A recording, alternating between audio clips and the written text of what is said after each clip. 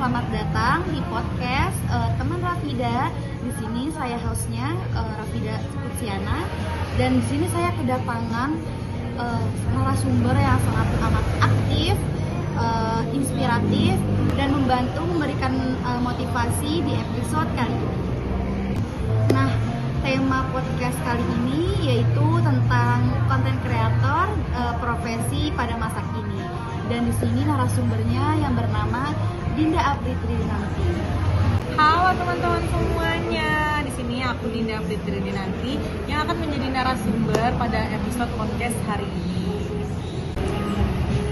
Pada kesempatan kali ini, di episode podcast ini kita akan membahas topik yang dekat sekali dengan generasi sekarang, yaitu konten kreator sebagai profesi masa kini. Nah, untuk Dinda ini gimana nih hari ini kabarnya, keadaannya? Nah, aku hari ini sangat happy, sangat bahagia, sangat senang bisa diundang di podcast ini untuk ngobrol dan cerita bareng kalian. Nah, sebelum mulai pertanyaan, aku mau makasih banget pada Dinda yang udah mau datang ke podcast teman Rafida ini. Makasih ya. Iya, aku juga makasih bisa diundang ke podcast ini buat sharing-sharing. Sebelum aku mengulik lebih dalam lagi pertanyaannya, aku mau nanya nih pada Dinda perspektif tentang konten kreator sebagai profesi masa kini. Kalau menurut aku nih teman-teman, perspektif aku tentang mahasiswa yang sekarang menjadi content creator itu sangat bagus banget buat diri mereka karena mengajarkan mereka tentang kemandirian dalam mencari uang pribadi untuk tambahan mereka di kehidupan sehari-hari, terutama di kehidupan perkuliahan yang gen-gen sekarang itu nongkrong-nongkrong cantik kan ya, jadi itu sangat bagus banget sih. Oke, bagus banget jawaban dari Dinda, sangat amat membantu dan menginspirasi untuk masa kini ya, generasi sekarang. Iya, benar-benar. Oke Dinda, sekarang kita akan mengulik pertanyaan lebih dalam lagi.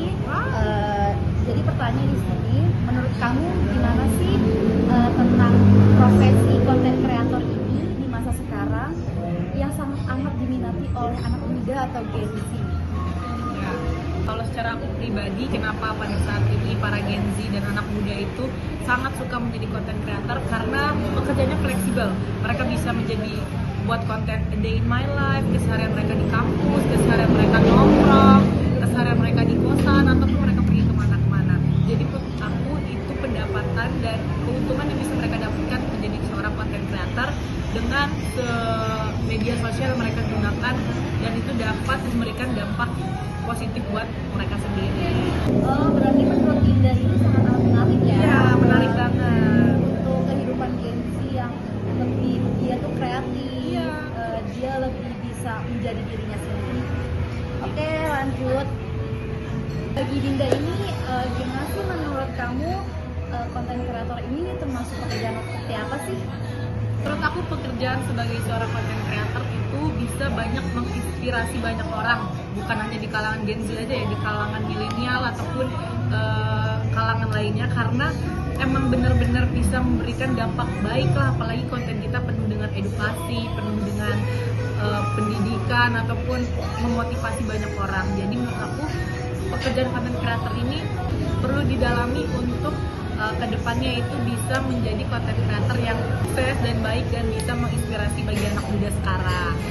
Ya, benar sekali yang sudah dijelaskan oleh Dinda ini tentang pekerjaan konten kreator ini juga kita menghadap dengan berbagai banyak orang juga. Ya. Jadi lebih percaya diri ya. Percaya diri, benar sekali Rafida. Dari konten kreator ini kan banyak banget ya tipenya, kayak mungkin ada tentang edukasi yang tadi Dinda udah jelaskan, tentang mungkin datingnya dia atau video hal-hal lucu.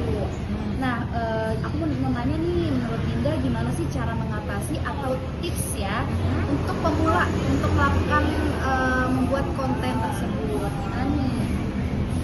Kalau menurut aku pribadi, gimana caranya pemula untuk bisa menentukan konten apa yang mereka akan buat, itu ketahui dulu diri kita itu sukanya apa sih.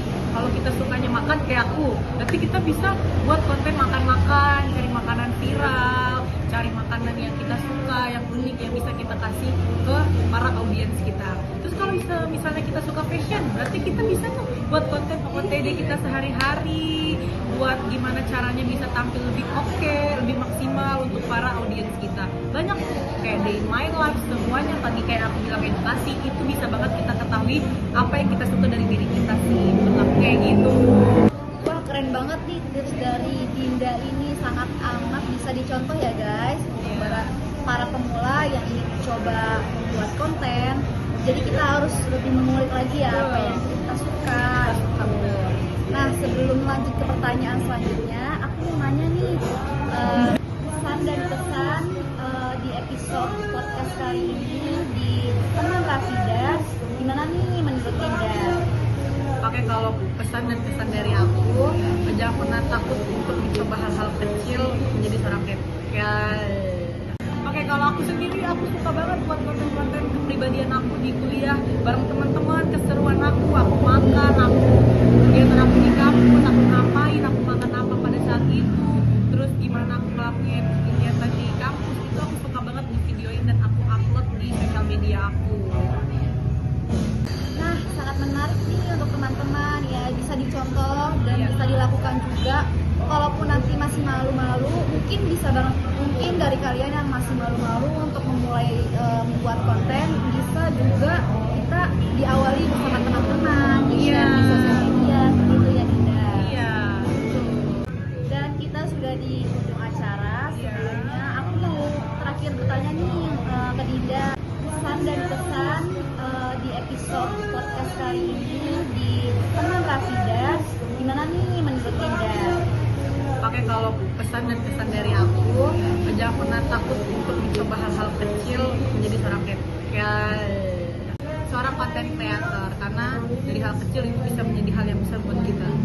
Terus aku juga senang banget bisa diundang di sini, bisa ngobrol bareng-bareng, bisa memberikan kalian dampak yang positif dan menginspirasi banyak orang bagi kalangan mahasiswa yang ingin memulai menjadi seorang content creator.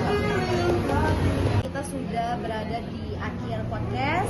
Dari pembahasan hari ini kita bisa mengetahui ya bahwa content creator itu salah satu profesi yang bisa membangun kepercayaan diri dan menjadi peluang besar untuk masa depan. Terima kasih juga untuk Dinda udah datang di podcast teman Rafidah. Sebagai saya hostnya Rafidah dan narasumbernya Dinda Update ada nanti. Kembali lagi bersama kami di podcast selanjutnya. Bye.